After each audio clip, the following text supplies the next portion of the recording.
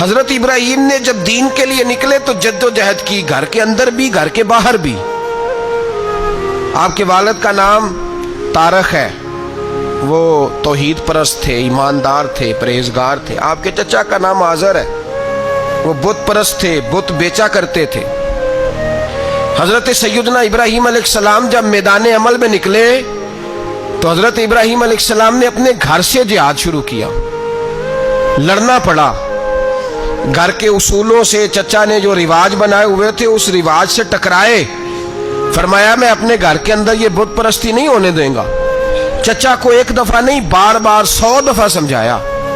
آپ کا چچا بت بنا کے بیچا کرتا تھا۔ حضرت ابراہیم علیہ السلام تھوڑے بڑے ہوئے تو کہنے لگا کہ چلو میرے ساتھ، تم بھی بت بیچنے ہیں، ہمارا کاروبار ہے۔ حضرت ابراہیم ساتھ نکلے تو بت پکڑا ہے، گندے پانی کے اندر اس بت کو ڈبوتے ہیں، کہتے ہیں کسی نے خریدنا ہے تو خرید لو، نہ یہ نفع دے سکتا ہے نہ نقصان دے سکتا ہے، جو اپنا آپ نہیں بچا سکتا تمہیں کیا بچائے گا، خریدنا ہے تو خرید لو۔ چچا کہنے لگا تو کاروبار چمکا رہا ہے کہ تباہ کر رہا ہے۔ گھر میں بڑے معاملات خراب ہوئے، جھگڑے ہوئے، لیکن حضرت ابراہیم علیہ السلام ایک منٹ کے لیے بھی اپنے گھر کے اندر بھی کمپرومائز کرنے کو تیار۔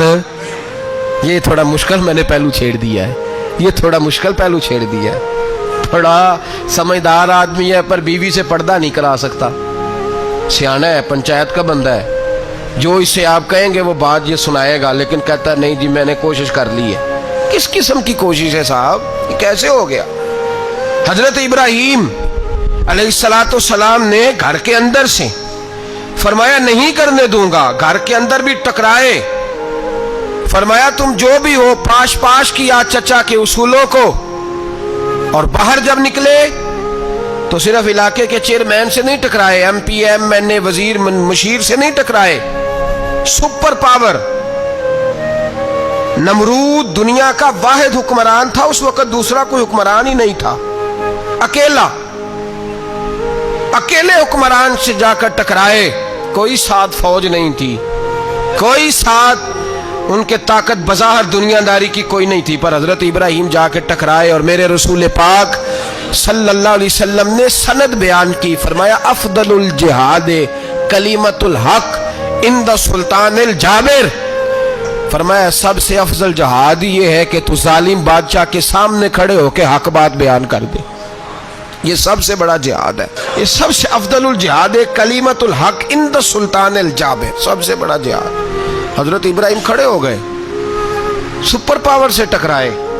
یہاں ہم لوگ حکمتوں کا شکار ہیں، دیکھیں گے، کریں گے، سوچیں گے، اور مولوی صاحب کو ویسے کہتے ہیں آپ پرہیز کریں سیاسی باتوں سے۔ بھئی اللہ کے ہر نبی نے جا کے وقت کے ظالم حکمران کو لتاڑا ہے، للکارا ہے، یہ تو مشن انبیاء ہے۔ حضرت سیدنا ابراہیم علیہ السلام نے جو اس کو جا کے کہا کہ تو جھوٹ بولتا ہے، تو جھوٹا ہے، تو خدائی کا دعویٰ کرتا ہے، تو بہت بڑا ظالم ہے، اور قرآن مجید نے اس ساری بات کو بیان فرمایا ہے۔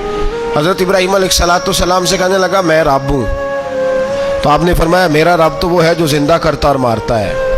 تو پھر آپ حق بات بیان کریں گے تو اللہ مارے گا کہ بندہ مارے گا؟ کچھ بھی نہیں ہوتا، کیونکہ زندگی موت کس کے ہاتھ میں ہے؟ اللہ کے ہاتھ میں۔ زندگی موت اللہ، کچھ بھی نہیں ہوتا۔ انسان صحیح سمت کا تعین کرے اور صحیح چلے۔ حضرت علی شیر خدا سے کسی نے کہا تھا کہ آپ کے بڑی دشمنی ہے، کوئی محافظ رکھ لیں۔ آپ فرمانے لگے موت خود بہت بڑی محافظ ہے، وقت سے پہلے آتی ہی نہیں، بڑی محافظ ہے، وقت سے پہلے۔ علامہ نورانی رحمت اللہ تعالیٰ علیہ کراچی جیسے شہر میں رہا کرتے تھے، جہاں گام گام پہ خطرہ تھا۔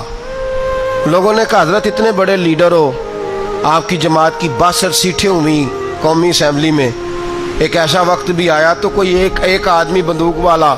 آپ فرمانے لگے مجھے ضرورت ہی نہیں، اس لیے کہ جس خدا رسول کے لیے میں نکلا ہوں وہ خود ہی حفاظت کرنے والے ہیں، ضرورت نہیں ان چیزوں۔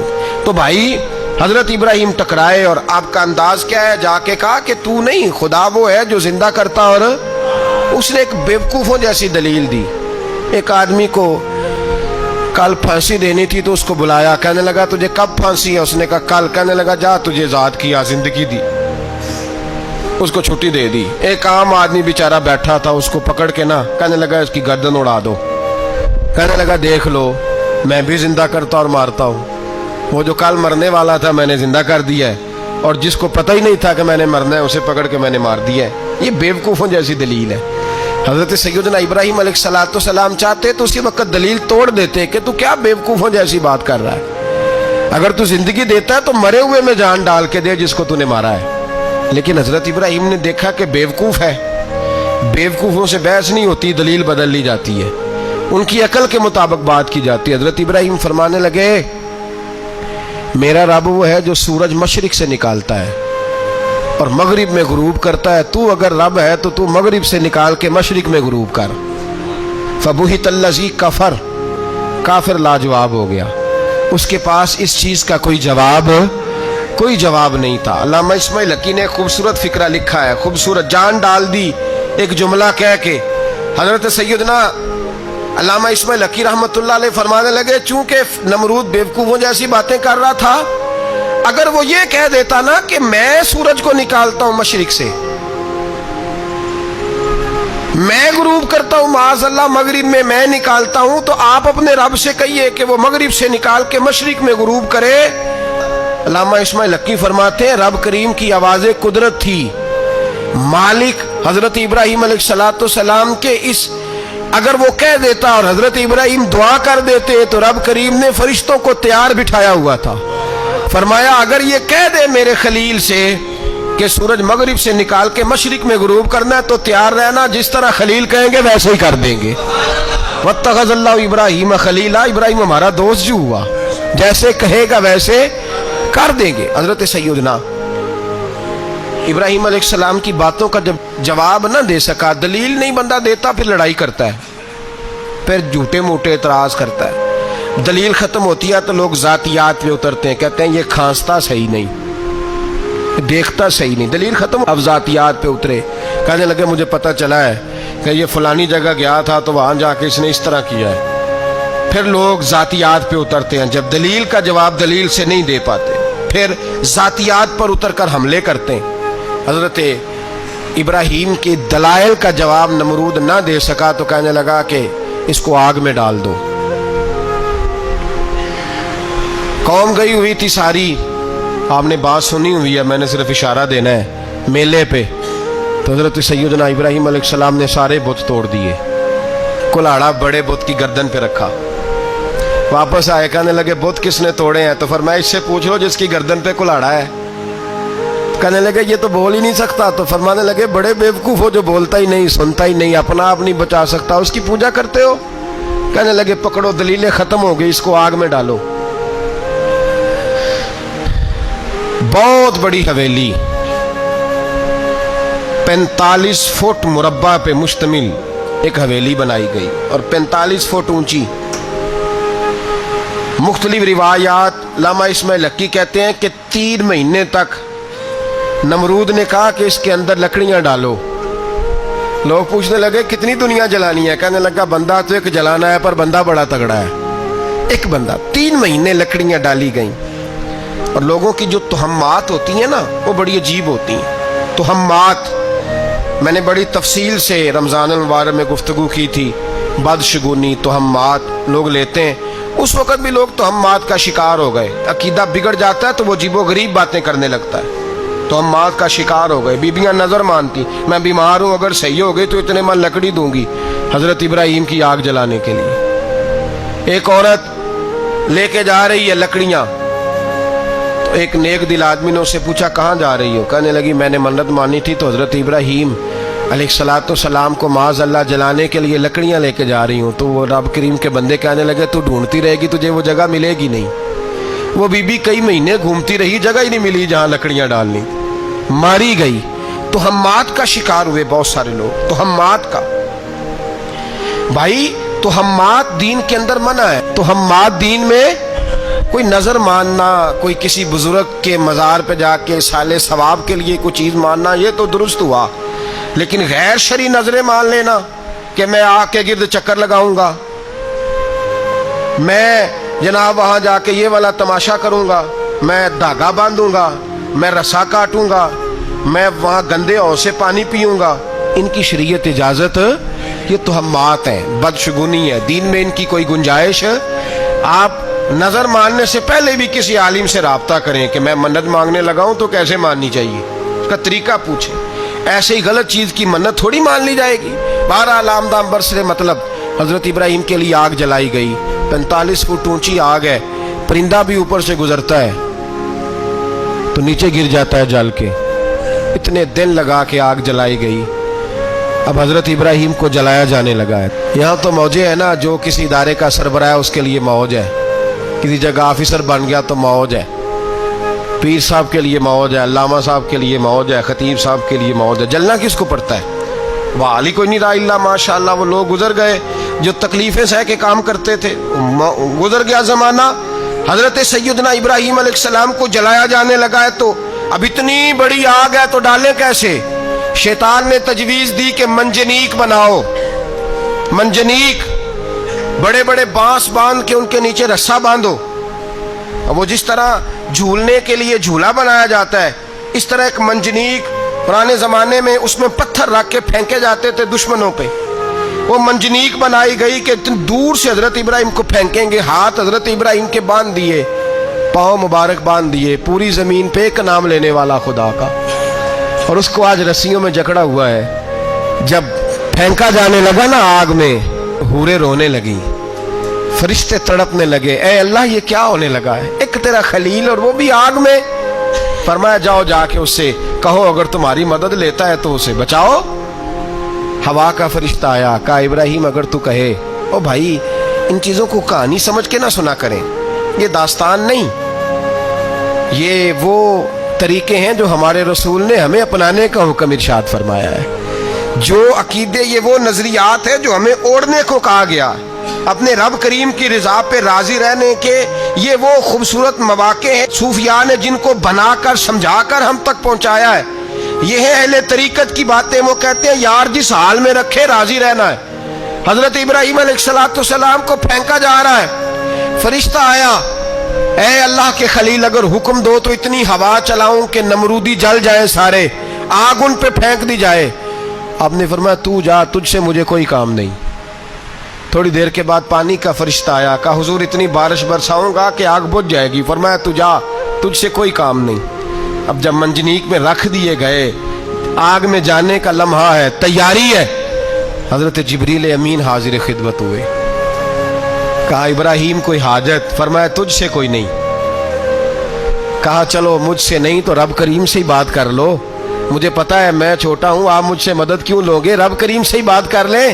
तो हजरत इब्राहिम कहने लगे जिब्रील ये बता, रब को नहीं पता उसका खलील किस हाल में है? उसे नहीं पता मैं किस हाल में हूं?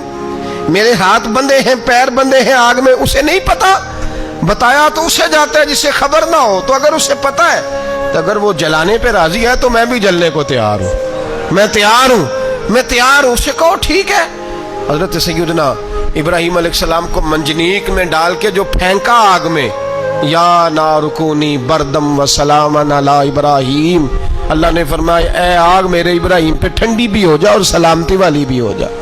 हजरत इब्राहिम को दो फरिश्तों ने बिठा दिया जमीन पे, फूल खिले हैं, कौंपलें महक रही हैं, कलियां खुशबू दे रही हैं। हजरत इब्राहिम ने सर सजदे में रख दिया, सुबहान अल्लाहि वल्हम्दुलिल्लाहि वला इलाहा इल्लल्लाह वल्लाहु अकबर। हजरत इब्राहिम अल्लाह की तस्बीह पढ़ने लगे, रब करीम का शुक्र बजा लाने लगे। निकले वहां से, कुछ दिन गुजर गए, निकले, हुक्म हो गया इब्राहिम इलाका छोड़ दो। हजरत इब्राहिम अलैहिस्सलाम वहां से निकल के मिस्र आए, चचा के पास ठहरे। उन्होंने अपनी बेटी जनाबे सारा का निकाह कर दिया। कुछ आगे बढ़े तो एक जालिम बादशाह से टकराए। उसने एक शहजादी, एक बादशाह की बेटी कैद की हुई थी, जनाबे हाजरा नाम था, उनको कैद से छुड़ा के साथ लाए। हजरत लूत अलैहिस्सलाम भी साथ। ये 4 लोगों का काफिला चला, फलस्तीन में जाके पड़ाव डाला, घर बार छोड़ा, तबलीग शुरू हुई। हजरत इब्राहिम के घर में 2 खवातीन हैं, एक आपकी बीवी हैं, एक हजरत हाजरा है। औलाद कोई नहीं, बड़ा मेवा है मीठा। घर वही आबाद होता है जिसमें बच्चे रोते हैं, घर होता ही वो है जिसमें बच्चों की चंचनाहट होती है, भिन बनाहट होती है। हजरत इब्राहिम ने एक बच्चा रोते हुए देखा तो आंखों में आंसू आए, कहने लगे रब्बी हबली मिनस सालिहीन, या अल्लाह मुझे भी नेक औलाद अता कर दे। हजरत सारा ने सुन लिया, कहने लगी इब्राहिम शायद मेरे बतन से तो आपको नसीब नहीं, हाजरा से निकाह कर लो। जनाब हाजरा से निकाह हुआ। अल्लाह तो बड़ा बेनियाज है, रब करीम ने हजरत इस्माइल जैसा खूबसूरत बेटा अता फरमाया। बेटा काला स्याह भी हो तो सीने की ठंडक होता है, पर ये तो वो बेटा है जिसकी पेशानी में नूरे मुहम्मदी चमकता है सल्लल्लाहु अलैहि वसल्लम। हजरत सैयदना इस्माइल इतने खूबसूरत। अब जिस बीवी के यहाँ बेटा था, बैठना उठना भी ज्यादा उसके पास, आना जाना भी उसके पास, तवज्जो उधर हो गई। जनाब सारा रश्क करने लगी। एक दिन कहने लगी इसे छोड़ आ जंगल में, बाद ये गैर ज़ीज़र इन मक्के के पास। भाई एक बेटा आलम दीन बना लो। कहने लगा रोटी कहाँ से खाएगा? तेरे 5 बेटे हैं, को हाफिज़ कुरान बना, कहते रोटी कहाँ से खाएगा? वो बच्चा भी कहता है मैं कहाँ से खाऊंगा। हजरत इब्राहीम अलैहिस्सलाम तो चंद महीने का बच्चा छोड़ आए, तो कहाँ से रोटी खाई हजरत इस्माइल ने? कहाँ से खाई उनकी अम्मा ने रोटी? भूखे मर जाते हैं ये सारे। मैं बड़ी जिम्मेदारी से कहा करता हूँ कि जितनी खूबसूरत रोटी अल्लाह करीम दीन के खादिमों को अता करता है, शायद किसी और के नसीब होती हो, लेकिन हम लोग तवज्जो ही नहीं कर रहे। हमारा ज़ौक़ ही नहीं बन रहा, हम ये मेहनत ही नहीं कर रहे कि कौम को मुस्तनद उलमा की ज़रूरत है। इलाकों के इलाके खाली हैं, इधर हमारा मिजाज ही नहीं बन रहा, तवज्जो ही नहीं दीन की खातिर। और फिर चले बच्चे तो बाद की बात है ना, जो अभी खुद जवान है वो भी तो ये दुआ। एक साहब मुझे कहने लगे मैं दुआ मांग रहा हूँ, अल्लाह मुझे बेटा दे तो मैं उसे दीन पे लगाऊंगा। तो मैंने कहा आप भी बूढ़े नहीं हुए, आप खुद ही लग जाएं। बेटा तो अभी आएगा तो लगेगा ना, तो आप तो इस वक्त है, तो आप तो पहले लगे ना साहब। 2 घंटे तो निकाल के आए, दीन सीखने को काफी है। आप इतनी लंबी सोच रहे हैं कि बच्चा आएगा तो बड़ा होगा तो वो जाएगा तो देखी जाएगी। अभी तो आप हैं, तो आप तो आओ। हजरत इब्राहीम ने बच्चा वहां छोड़ा। यहाँ से जो उम्रा करने लोग जाते हैं ना, जो हज करने जाते हैं, उनको पता है कि वहाँ दुनिया की हर नेमत मिलती है, फिर भी डबल ट्रिपल पैसे लोग जेबों में डाल के जाते हैं। हजरत इब्राहीम जब वहाँ लेके गए तो कोई इंसान नहीं था, पानी का कतरा नहीं था, 2 किलो खजूरें, एक मशकीज़ा। बीवी को थमाया। हमारे घर में हजारों चीजें पड़ी हैं, लेकिन वो जो तवक्कुल है ना वो खत्म हो गया है। अल्लाह देगा, हलाल हलाल पे कनात करे, जायज जायज पे भरोसा करे, रब करीम अता करने वाला है, वो मिजाज खत्म हो गया। हजरत सैयदना इब्राहीम अलैहिस्सलाम 2 किलो खजूरें, एक मिशकीज़ा पानी का दे करके, और वहां बिठाया आपने अपने बच्चे को और अपनी ज़ौजा जनाब हाजरा को, और बिठा करके ये वापस पलटने लगे तो हजरत हाजरा सलामुल्लाह अलैहा ने आवाज़ दी, कहा इब्राहीम किसके सहारे पे छोड़ के जा रहे हो? जहाँ आबे ज़मज़म का कुआं है ना, जो लोग गए हैं जिन्होंने सफ़ा मरवा की सही की है, सफ़ा मरवा से बाहर निकले ना, सरकार की विलादत का मकाम है, उस जगह पे आबे ज़मज़म का कुआं था। वहाँ हजरत सैयदना हाजरा को बिठाया, कोई चीज़ नहीं, कोई दरख्त नहीं, कोई खेत नहीं, कोई पानी नहीं, कोई कुआं नहीं, वहाँ बिठाया और बिठा करके निकलने लगे तो जनाब हाजरा फरमाने लगी इब्राहीम किसके सहारे पे छोड़ के जा रहे हो? कहने लगी अल्लाह के सहारे पे। तो पाकबाज बीबी ने एक लफ्ज़ पूछा, कहा इब्राहीम ये मेरे रब का हुक्म है, ये मेरे, बस जिनका अकीदा तौहीद मजबूत हो उनके लिए एक जुमला काफी होता है, ये मेरे अल्लाह का हुक्म है। तो जनाब इब्राहीम अलैहिस्सलाम फरमाने लगे हाजरा हाँ रब का हुक्म है। जब ये लफ्ज कहे तो चाहिए था ना हजरत इब्राहीम तसल्ली देते, तो बीबी साहबा तसल्ली देने लगी, अर्ज करने लगी इब्राहीम अगर अल्लाह का हुक्म है तो फिर आप हमारी फिक्र ना करना, अगर ये रब का हुक्म है तो फिर हमारी फिक्र ना करना, जिस रब ने हमें यहाँ तक पहुँचाया है वो हमें कभी भी जाया नहीं फरमाएगा, फिर फिक्र ना करना। हजरत इब्राहीम आ गए, बात आपने सुनी हुई है, इशारा करना मकसूद है। 13 साल में चले मान भी लिया जाए बाज रिवायात की रोशनी में कि आते जाते भी रहे, लेकिन मुकम्मल देखभाल अपने बच्चे की परवरिश में पूरा हजरत इब्राहीम अलैहिस्सलाम का किरदार, सारा किरदार माँ का था। मैं जब ख़वातीन के बारे में कोई बात करता हूँ तो मैं आपको अक्सर कहता हूँ कि ये सिर्फ बीवी के लिए हुक्म नहीं होता, ये ट्रेनिंग बेटी को देनी है और बहन को देनी है, ये तरबियत करे अपने घर में। मैं तजर्बे की रोशनी में ये बात अर्ज किया करता हूँ कि भाई बच्चे बाप के फर्मा बरदार उस वक्त होते हैं जब अम्मा उन्हें बाप का फर्मा बरदार करती है, और बच्चे बाप के नाफरमान भी तब होते हैं जब अम्मा उन्हें बाप का। मैंने अपने कानों से सुना एक दफा ایک بچہ اپنے باپ سے کہہ رہا ہے آپ نے تو ساری زندگی باہر گزار دی، پیسے کمانا کون سا مشکل کام ہے، دکھ سکھ تو سارے اماں نے برداشت کیے، اسکولوں میں وہ جاتی تھی، فلانا کام وہ کرتی تھی، فلانا کام۔ اب یہ سوچ اس کی ذاتی تو نہیں، یہ اس کو دی گئی ہے، اور اگر اس کو یہ سوچ دے دی جائے کہ اماں کہے کہ میں تو اپنوں میں رہی ساری زندگی، میں نے تو اپنوں میں وقت گزارا، اور تیرا باپ تو کئی دفعہ جنازے بھی نہیں پڑھ سکا، اس نے تو ماں باپ ایسے دفن کر دیے، وہ اگر یہ سوچ فراہم کرے تو پھر بچہ باپ کا فرما بردار ہوتا ہے۔ اور یہ والی روایتیں ہم بیوی کو سناتے ہیں، حالانکہ کس کو سنانی چاہیے؟ بولیے، بہن اور بیٹی کو، بہن اور بیٹی کو سنائیں یہ باتیں، ان کو سمجھائیں، تاکہ آگے جا کے وہ جو گھر ترتیب دیں وہ گھر بڑا عمدہ اور نکھرا ہوا ہو۔ حضرت سیدنا ابراہیم 13 سال کے بعد آئے، چونکہ گھر میں اللہ تبارک و تعالیٰ کی دوستی کا چرچا تھا، اللہ تبارک و تعالیٰ کی محبوبیت کا غلبہ تھا۔ 13 سال کے بعد فلما بالغ معہ سعیا، بیٹا جب اتنا بڑا ہوا کہ سال چلنے لگا، تو حضرت ابراہیم نے اپنے بیٹے کو بلا کے کہا بیٹا مجھے خواب آئی ہے، میں تجھے ذبح کر رہا ہوں، تیری کیا رضا ہے؟ تو حضرت اسماعیل کہنے لگے یا ابت افعل ما تؤمر، ابا جی اللہ جیسے حکم دیتا ہے میرے ساتھ ویسے ہی کریں، جیسے اللہ حکم دیتا ہے ویسے ہی، بولیے، ویسے ہی کریں۔ حضرت حاجرہ کو کہا کہ ایک دوست نے دعوت کی ہے تو وہاں جا رہے ہیں، بی بی مطمئن ہے، تفصیلات کی ضرورت نہیں، ختم بات، اعتبار ہے، مطمئن ہو گئی۔ شیطان پیچھے سے آیا اماں کے پاس، ذرا تھوڑی دیر کے لیے تصور جمائیے، یہاں تو پڑوسن آ کے کوئی بات بتا دیتی ہے خاوند کے بارے میں تو کئی مہینے جھگڑا جاری رہتا ہے، پڑوسن محلے دار۔ شیطان نے آ کے بتایا لفظ کیا ہے؟ کہا حضرہ تمہیں پتا ہے کہاں جا رہے؟ کہا دوست کی دعوت میں۔ تو کہنے لگے دوست کون ہے؟ رب کریم، اور ابراہیم کا خیال ہے کہ اس رب نے مجھے حکم دیا ہے کہ میں ذبح کروں۔ تو حضرت حاجرہ کہنے لگی کبھی باپ بھی بیٹے ذبح کرتے ہیں؟ تو شیطان کہنے لگا ان کا خیال ہے کہ ان کے رب نے حکم دیا ہے۔ تو جناب حاجرہ فرمانے لگی اگر رب نے حکم دیا تو پھر تو مجھے شیطان لگتا ہے، تو مجھے شیطان لگتا ہے۔ کہا کیا مطلب؟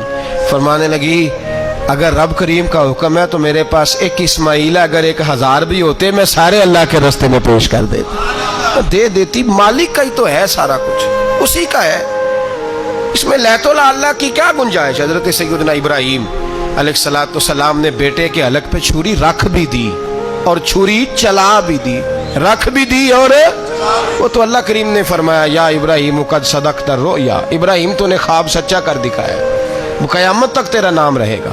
حضرت ابراہیم نے وطن بھی دیا، جان بھی دی، بیٹا بھی، اللہ کریم نے دمبے دیے، فرمایا یہ فدیہ ہے۔ اب یہ قربانی قیامت تک حضرت ابراہیم کے طریقے کے مطابق جاری ہے۔ حضرت ابراہیم بہت بڑے مہمان نواز تھے، بہت بڑے۔ آپ جب مصر میں قیام تھا تو بڑے بڑے لمبے چوڑے لنگر پکتے تھے، لوگ آیا جایا کرتے تھے، بڑا تفصیل کے ساتھ کھانا ہوتا تھا۔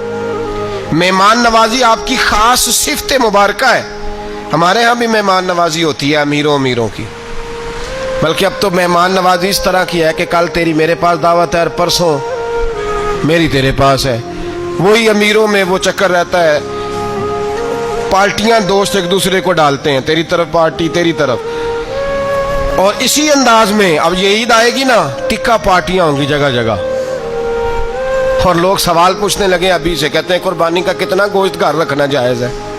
قربانی کا کتنا گوشت گھر رکھنا جائز ہے؟